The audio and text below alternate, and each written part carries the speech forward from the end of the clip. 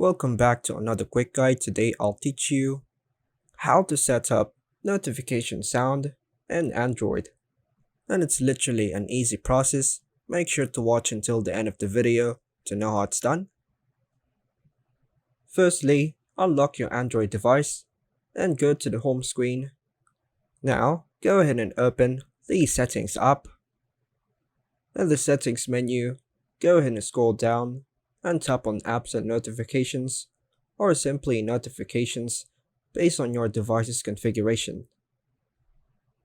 Browse the list of apps and select the one for which you want to change the notification sound. In the App Settings menu, ensure Notifications is enabled. If the app sorts notifications into categories, you might need to select a specific category. Enable sound and vibration by tapping the appropriate option. Now, you will see a list of available sounds. Scroll through and tap on your preferred notification sound to choose it.